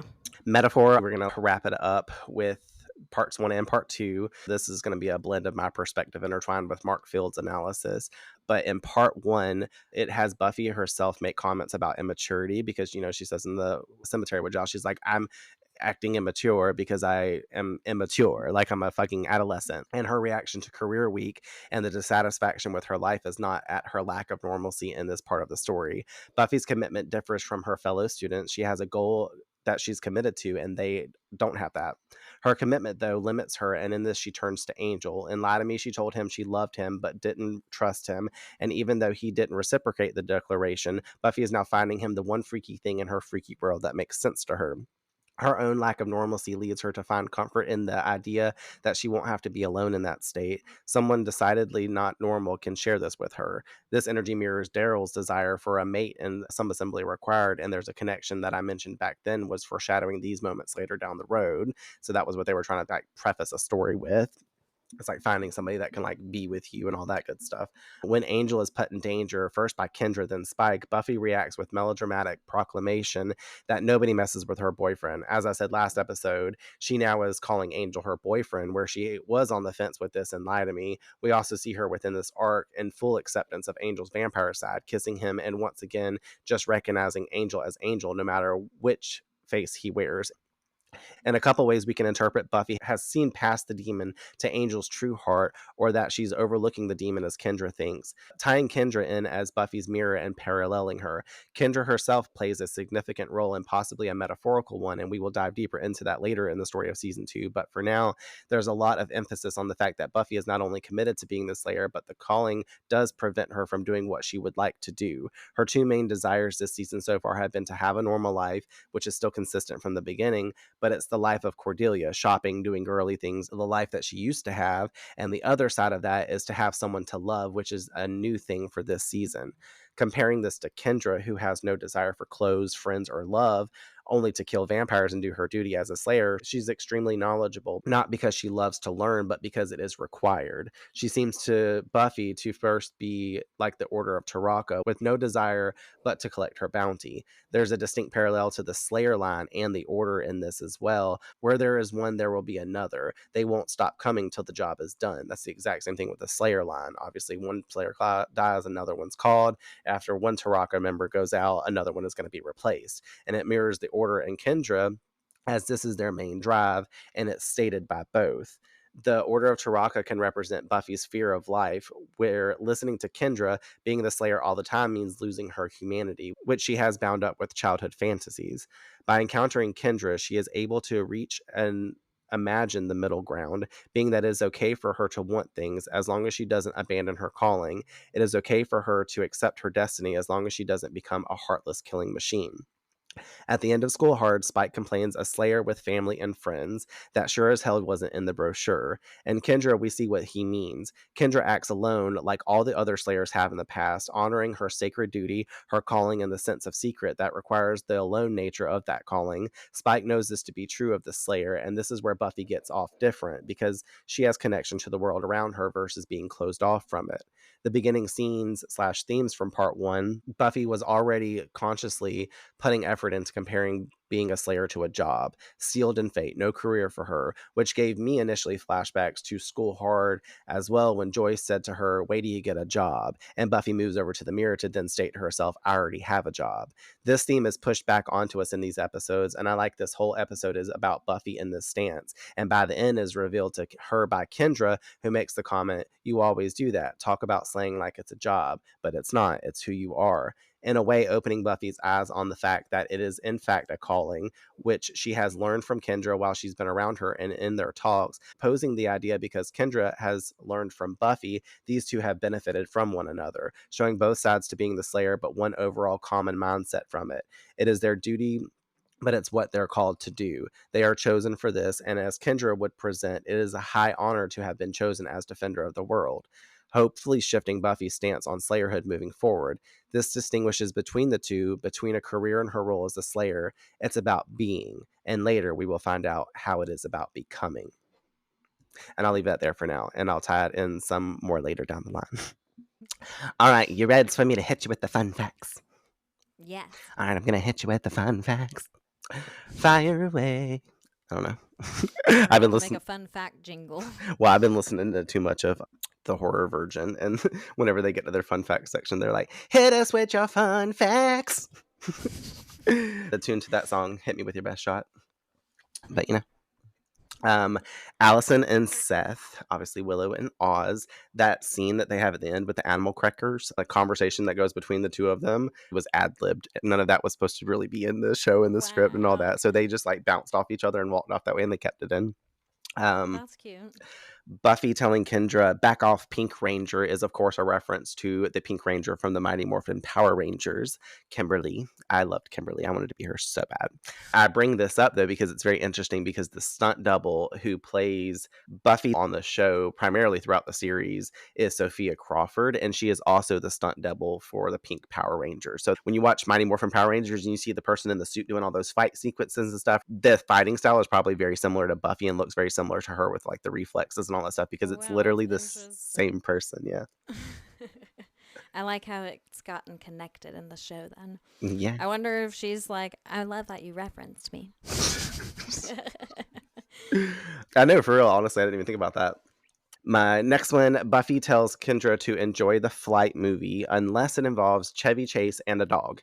And this was a reference to a film called Funny Farm, which Sarah Michelle Gellar appeared in and is uncredited in the titles for it. So I guess this is like a way of throwing some shade, but politely. Damn, that's crazy. And then Bianca Lawson, who plays Kendra, auditioned for the role of Buffy along with many other girls when the show was about to air, obviously before they landed on Sarah Michelle Gellar. On that note, remember how I stated that Joss wanted a black woman to play Cordelia? Apparently, I saw in my research that Bianca Lawson was originally cast to play Cordelia, but she had scheduling conflicts, so the role was given to Charisma Carpenter instead. So this could have been different. You know, Cordelia could have came back as the second Slayer or something. So Damn. but obviously the crew eventually offered her the role of Kendra, and she was like, yes, I accept. I'll be a Slayer. And then my final one reason for the popularity of season 2 is due to the introduction of 7 very popular secondary characters, being Spike, Drusilla, Jonathan, Oz, Ethan, Willie, and Kendra. That expanded the Buffyverse and added fresh faces to the cast, so the billing and everything like that went up, the viewership went up, people was getting more attached to these characters and the stories that they were able to intertwine, so I thought that was pretty cool. Yeah, that is pretty cool. So Why do I keep, what's his name? Willie? What's his name? Willie the Snitch. I wanted to keep calling him Lenny. And I don't know why. Because it sounds just as much as like a snitch's name would be Lenny. He just looks like Lenny to me. 1000%. All right, let's jump into our final slays. Final slays. With the gays. I love it. My quotes for this one, both of them are between Buffy and Kendra, because I chose 2. When Kendra asked Buffy, when she's talking to her in Giles' office, she's like, did nobody tell you about the secret identity means? And Buffy goes, nope, must be in the handbook. And I love that, just because Buffy is steady bringing up this handbook a few times to comment on the fact that she didn't get one and didn't need it at that. But I just like the shade. Like, that's so us. You give us some kind of ammunition, we gonna run that shit out. And Buffy's just like, oh, it must be in the handbook. Oh, it must be in the handbook. Must be those footnotes. You and Giles want to go laugh about that? And then my other one, because I'm a sap, was at the very end whenever Buffy says, I guess it's something I can't fight. I'm a freak. And Kendra says, not the only freak. And Buffy says, not anymore. And I like this because we have the bond between the two now. And she doesn't have to feel like an outsider or a lonely person and all the things. Yes, those are good ones, actually. My first quote is from Lenny, a.k.a. Willie. Which is when he was talking about Angel, and he said he was about 5 minutes away from being a crispy critter. I was like, what the fuck? Why? And then my second one is when Kendra and Buffy are having their exchange, and Buffy says something about how she likes to do things her way, and Kendra says, no wonder you died. And I was like, oh shit. No wonder you died. I love their like sarcasm back and forth with each other throughout the episode. It was really good. All right, who's your shining slayer this week? This week is a shining duo. Does it involve 2 slayers, no waiting? Yes. Same. Yeah, and I think that's pretty obvious. Obviously, they're 2 slayers. They basically are responsible for saving the day. And I don't think that this one time would have been the exception, that Buffy would not have been able to conquer it on her own. So I think that having the second Slayer there as backup was not just necessary, but favorable for the outcome of things. Well, almost, I guess, because the outcome wasn't as great as we thought, but still. Absolutely. Mine as well, Buffy and Kendra. I like their teamwork and their combined energy to take down Spike, basically reiterating in my words what you just said. I want to give a hand to Kendra, too, for coming through in the end, even though she doesn't agree with Buffy over Angel. She means well and helps Buffy get him out of the church as a joint effort, too. She runs over there and helps her get him out. She didn't have to do that. She could have been like, you can struggle with him. I don't care. I'm going to go do my backflips back out this building. All right. Yeah. Weekly wigs. I have yours from last week. Mine's Norman the Bugman, cuckoo, cuckoo. I like the part specifically where Cordy and Xander are mushing his little buggy parts. It just kind of gives me the ick seeing them getting squished underneath her shoe and stuff. Like, it's just kind of tacky, and I'm just like, ugh. It's all up in there. Yeah. I mean, of course, I think he is just like the reigning weekly wigs for these 2 episodes combined, because it doesn't get grosser than him. But I will say that on top of that, my weekly wigs came to be for this particular segment where Cordy was covered in all the worms, and they were like going down her dress and in her hair and on her neck and on her face, and she still had them on her like hours later at the library later. Like, this bitch had to go take a full-on shower. Even after Xander hosed her down, like, she still had worms living on her body, and I was like, I could just not live. I just could not. Can you imagine how like icky you would feel just like sitting in a car knowing there's like worms in some of your crevices that you can't get to right now? Yeah, I would definitely be like a little bit like squirmy in the car, just feeling them wriggling in places. And like, I can't even stand when my freaking shorts aren't like, there's no creases in them. Like, I just like have to like make sure they're lined up, and like I've set myself perfectly in my driver's seat, even when I get in my car or when I'm sitting anywhere. Like, I got to make sure my underwear ain't giving me a wedgie. I got to make sure my like sock ain't like caught to the side. Like, it's got to be on my foot exactly the way it's supposed to be. You know what drives me the most crazy is when people don't hold their sleeve to put like a jacket on, and you know that sleeve is like going all the way rolled up, and that sleeve all the way out to their elbow, but they got a jacket on. And I'm like, I will murder you for you, because I cannot. We're on the same page, because that's the type of shit. Like, I'm always digging up in my fucking jacket sleeve to pull my fucking thing down, or I'm holding it with my thumb as I stick my jacket on.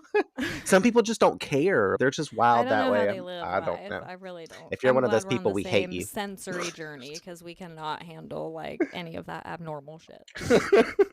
So technically, we both chose the bug man. You just chose him in his little buggy parts, and I just chose him all together. So he was your weekly wigs 2 weeks in a row. He definitely was. All right. Yeah, Slayer at predictions. I do have 2. Before we get into our next episode, this episode ends on the reveal that Spike is fucked up and Drusilla is hardcore back, fully restored in her power. What do you think this means now, since we have and see a new Drew? I mean, the ultimate vibe I get is that the tables have turned, and all the things that Drusilla was presented to us as since the beginning of her journey on Buffy so far will basically be Spike. Because I think Spike will be, obviously is now weaker and is more, I guess, dependent on Drew for things. So I think their roles have reversed, but I don't know what that means for, like, the world. Well, but I am scared. We got this lunatic out here back to her full power, but you're not wrong. Spike has been diminished in his role in a way, and you'll see exactly how when we get into some future episodes that have them back in the seat. Okay, our next episode is called Ted. What you think? I mean, where am I supposed to go with that? Like the teddy bear? Yeah, it's a teddy bear. Yeah, it comes to life and kills Angel and Cordelia. That's all I got. Nope, Ted is a person. Okay, well, thank God. At least there's that. You never watch those movies, Ted? About the bear? Oh, I did, yes. Oh, yeah, it's him. He's in the episode. He's getting stoned with Joyce. I'm like, is it about a bear? Is Listen, he going to make an appearance? You don't need to know. Thanks to everyone for listening to the conclusion of our What's My Line journey. Let us know how you feel and view this arc and the fact that we now have 2 Slayers in the world together. Do you love this? Do you love how everyone's getting into relationships also? Write in and give us your perspectives and thoughts. I've been meaning also to mention we have a new addition to our outro, so be sure to listen all the way to the end for that mention of Courtney's podcast, Echoes of Elsewhere. If you need something fun to listen to, I do recommend checking it out because we've been having a lot of fun exploring abandoned places together, and she does it on herself and with other people, and she's been putting in a lot of work to create a cool niche for urban explorers out there. So y'all go listen and follow her on Instagram as well. Either way, we will be back next week to cover Ted, so be on the lookout for that, and we will catch you guys in the next one. Careful with that thing. Please. I'm an expert in all weapons. Is everything all right? Yeah, it's okay. Kendra killed the bad lamb. Sorry. This trigger mechanism is different. Perhaps when this is over, you can show me how to work it. When this is over, I'm thinking pineapple pizza and teen video movie fest. Possibly something from the Ringworld oeuvre. Thanks for tuning in to this episode of Buffy on Revamped. Remember to join us next week for a new episode release as we continue our journey through Sunnydale. We also would like to hear from you, so share your thoughts. Discuss with us your perspectives on this or previous week's episodes by following us on Instagram and sending us a DM at @revamped_rewatch podcast. Or by emailing us at revampedrewatchpod@gmail.com. Additionally, we will be choosing one of your messages to shout out in an upcoming episode release. And if you happen to love abandoned places but prefer them vampire-free, check out Echoes of Elsewhere, an urban exploration podcast, where I interview urban explorers about the eerie spaces they uncover, anything from haunted schools, forgotten mansions, and tunnels that probably don't lead to the hellmouth. From history to mysteries, tips and tricks of the trade, I dive into all things urbex. Subscribe and listen wherever you get your podcasts. Until next time, the Earth is definitely doomed. This podcast is dedicated to the Buffyverse, to its fans, and my sister, Tiffany Dawn Pearson.